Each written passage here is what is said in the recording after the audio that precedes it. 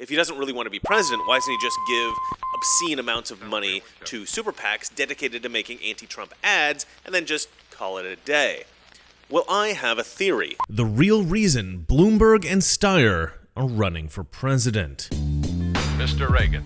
So the other day, I'm watching TV, and a commercial comes on, as commercials sometimes do on television. This was the ad. I am running to defeat Donald Trump. In 2016, I warned that Donald Trump was a dangerous demagogue. When the Republican Congress wouldn't hold him accountable, I went to work helping run winning campaigns in 21 House seats. It's time for the Senate to act and remove Trump from office. And if they won't do their jobs this November, you and I will. I'm Mike Bloomberg, and I approve this message. The entire ad is just, I hate Trump. That's the whole ad. There's nothing about how awesome Bloomberg is or what a good president he'll be. No plan for the country. He doesn't even explain what the problem with Trump is. He just says, we need to get Trump out. And this reinforced in my mind something that my father said to me the other day. My father had this theory that maybe Bloomberg doesn't really want to be president. Rather, he just wants to get Trump out. But why? Why does Bloomberg hate Trump so much? The answer to that in a moment. First, I have to sell you something. Did you know that your assets are not yours when times get tough? The Wall Street Journal recently reported on 2 hedge funds that are in big trouble. These funds look after billions of dollars of their clients' money. But these same 2 funds are refusing to let investors get their money back. This will be happening more and more as things begin to implode. Where are your savings? Do you have to ask permission to get them back? If you don't have control of your money when things get tough, you're in trouble. Noble Gold has the answer. A precious metal IRA with Noble Gold will let you have real, hold-in-your-hands assets, and they're yours, always yours. Not bits of paper, not promises, not excuses. Precious metal returns are set to explode over the next few years. So get in touch with Noble Gold and discover how you can keep your money safe for when you need it. Give them a call at 877-646-5347. Go to noblegoldinvestments.com and let them know that Mr. Reagan sent you. Or you can hit the link below and get the free gold and silver investment guide. So what you've got to understand about Michael Bloomberg is that he's a player in politics not for principles, but for power. He doesn't necessarily want to work in government, but he wants to control those who do. Look at all the money he's contributed to various candidates, and this was just 2018. I went to work helping run winning campaigns in 21 House seats. What makes Bloomberg particularly sinister is that he used to be a Republican. And the Republican agenda is based on principles. But sometimes you get a Republican playing around in politics who isn't a Republican at all. I mean, he's not a principled person who is trying to improve the country through conservative values. Rather, he's a fake. Many who dabble in politics, as we all know, aren't in it to improve the country at all, but rather to increase their own wealth. Perfect examples of this would be Nancy Pelosi and Joe Biden. Some are in it to bend entire countries to their own will, like George Soros. Well, it seems that Michael Bloomberg has caught on to this practice, and he's been contributing huge sums to support various candidates in order to influence them after they're elected. This is apparently how politics works on the left, and many will say that this is how it works on the right, and perhaps sometimes it is, but I believe and I hope that it's far more seldom on the right than it is on the left. If you're a Democrat politician, you take money from wealthy donors and then you bend to their will. That's the game on the left. The entirety of the Young Turks YouTube channel seems dedicated to criticizing this particular aspect of the left-wing political establishment, as well as screaming about how evil Donald Trump is. So in this race for president, 2020, Bloomberg has decided against giving to other candidates and has instead decided to run himself. But why? If he doesn't really want to be president, why doesn't he just give obscene amounts of money to super PACs dedicated to making anti-Trump ads and then just call it a day? Well, I have a theory. I think supporting left-wing candidates financially and then leveraging influence afterwards is too obvious. This could easily be detected, and then Bloomberg and whatever leftist gets into office would be harshly criticized for it. But what if Bloomberg was surreptitiously helping the candidate of his choosing, namely his buddy Joe Biden? One of the other things you said in September was that Joe Biden is a friend. Do you still consider him a friend? Why would he not be? You are friendly with other great TV presenters in the morning. Yes. And you're all competing for the same get.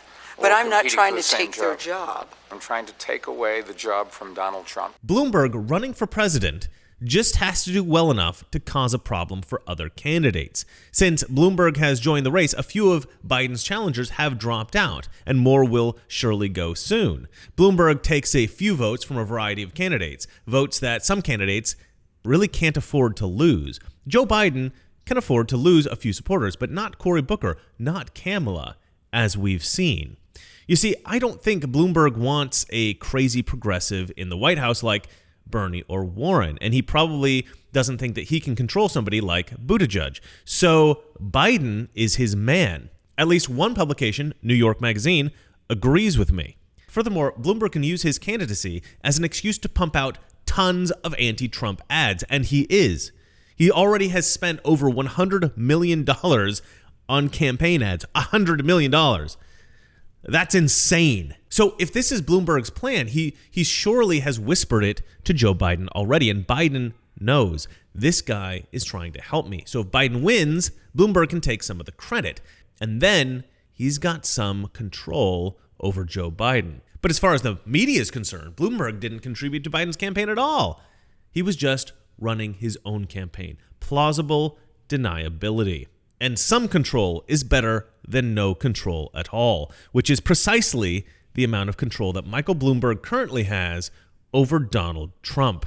And there is, of course, an even more interesting option for Bloomberg, which is that this plan could go awry and Bloomberg could end up winning the whole thing, in which case Bloomberg would have control over the entire country. It's a long shot, but heck, what an amazing outcome for him.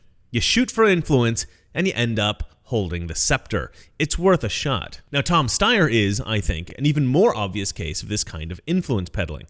Steyer, even more than Bloomberg, has been donating ridiculous sums to candidates for years. He's got this influence peddling game down, and yet it's clearly not been effective enough. I think Tom Steyer is a true believer in many leftist ideas, climate change hysteria, for instance. However, he can't influence Trump. He has no control over Donald Trump, and this drives him crazy. Just like Bloomberg, if Steyer wants any real control over the direction of the country, he needs Trump out. And this is clearly his primary goal for running. He even says so in interviews. Watch here. One of the reasons that I think some people may know you is your need to impeach advertisements. I mean, you were an early advocate for impeaching President Trump. And in fact, this came long before the underlying events that have now led to the impeachment process that the country is now experiencing. What's your 30-second elevator speech for why you decided that long ago that President Trump needed to be impeached? Most corrupt president in American history. He has been corrupt from his first day in office, and I felt as if it's important. What I really did, Michelle, was get 8.5 million Americans to sign the need to impeach petition. But if Bloomberg is trying to support Biden through running, who is Steyer supporting? I think Steyer is looking to influence Elizabeth Warren and Bernie Sanders. He's betting on one of them. I think all of Steyer's efforts are in the progressive camp. You see, the left is undergoing a civil war at the moment. It's a very quiet civil war, and nobody on the left really likes talking about it, but it is happening. It's the progressive AOC types who want to declare a state of emergency because of climate change hysteria and who want to use all of our tax dollars for reparations to the black community for slavery and stuff like that. And then there's the establishment Democrats, and they basically say all the same stuff as the progressives. Climate change is an existential threat, and we have to support our marginalized and at-risk minorities, meaning everybody who isn't a straight white male. But these establishment folks, they don't really mean it. And that's the main difference. The establishment folks recognize that all of this rhetoric is BS, and that climate change isn't an existential threat, and that white Americans aren't the most racist people in the history of the world. But they know that if they pretend to believe those things, they can get votes and they can stay in power. But most establishment Democrats probably wouldn't actually support something like the Green New Deal. They know that it would destroy the country and that it would destroy their power along with it. The progressives, on the other hand, they're completely insane. Decades of disingenuous rhetoric by power-hungry establishment Democrats have actually convinced the AOCs of the world and the Bernie Sanders supporters that all of this crazy talk is real. And it looks like Tom Steyer drank the Kool-Aid. And so he's supporting the crazy progressives, trying to get them into office, while Bloomberg is trying to keep things in the hands of the power-hungry establishment guys. I guess that both of these billionaires think that they can control whoever gets elected in 2020, or at least influence them. But if they're going to control them once they're in office, they need those candidates to know what they're doing now. And I suspect that that's what this was all about. I think you called me a liar on national TV. What? I think you called me a liar on national TV. Let's not do it right now. You want to have that discussion, we'll have that discussion. You called me, you told me. All right, let's not do it now. I don't want to get in the middle of it. I just want to say hi, Bernie. Yeah, good. Okay. Honestly, I don't know why Bernie is running for president. What is he going to do if he gets elected? Is he really going to try to impose Soviet-style socialism in America? I mean, it's ludicrous. It's hard for me to accept that he actually believes the crap that he says. But, I don't know. He did go to the Soviet Union for his honeymoon, so maybe. But look, I don't actually think that Tom Steyer nor Michael Bloomberg actually want the Soviet-style communism stuff. Actually, I'm not even sure they care what direction the United States goes politically. I think that these billionaires care about one thing, right? Pulling the strings of whoever wins the next election. They know that they will have no strings to pull if the winner is Donald J. Trump. Well, that's it for me. And remember, it isn't that our liberal friends are ignorant. It's just that they're corrupt billionaires who want to control the president. Good night. We have so many people who can't see a fat man standing beside a thin one without coming to the conclusion the fat man got that way by taking advantage of the thin one. Mr. President, in talking about the continuing recession tonight, you have blamed mistakes of the past, and you blame the Congress. Does any of the blame belong to you? Yes, because for many years I was a Democrat.